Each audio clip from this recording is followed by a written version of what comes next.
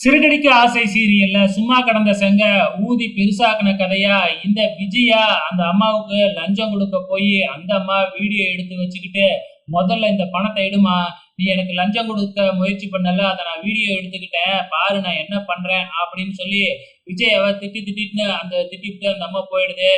So இப்ப நம்ம ரவியும் ஸ்ருதியும் விஜயாவை பிடிச்சி திட்டுறாங்க, நீங்க எப்படி அவங்களுக்கு லஞ்சம் கொடுக்க முயற்சி பண்ணலாம் அப்படின்னு சொல்லிட்டு. அதுக்கப்புறம் என்ன, இந்த விஷயம் வீட்டுக்கு எல்லாம் தெரிஞ்சிடுச்சு. அண்ணாமலைலாம் கூப்பிட்டு வச்சு விஜயாவை திட்டுறாப்ல. இதுக்கப்புறம் என்ன நடக்கும், இது ஒண்ணு போதும், இதுக்கப்புறம் நம்ம மனோஜுக்கு டைவர்ஸே கிடைக்காது அப்படிங்கிற மாதிரி எல்லாம் சொல்லிக்கிட்டு இருக்கிறாங்க. இப்ப அண்ணாமலை முத்துவையும் மீனாவையும் கூப்பிட்டு எப்படியாச்சும் அந்த அசோசியேஷன்ல ரோகிணி ஒரு ஃப்ராடு அப்படிங்கிறத தெரியப்படுத்தணும் அப்படிங்கிற மாதிரி சொல்றாங்க.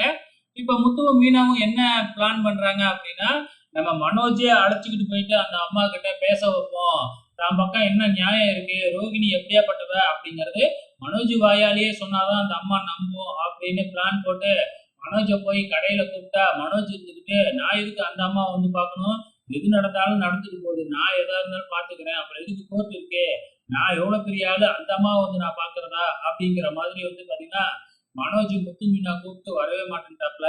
அதுக்கப்புறம் முத்துவும் மீனாவும் அந்த அம்மாவை பார்க்க போனா அந்த அம்மா ஒரு பெரிய ஆளாட்டுக்கு அந்த அம்மாவை பார்க்கறதுக்கு நிறைய பேர் வந்திருக்கிறாங்க.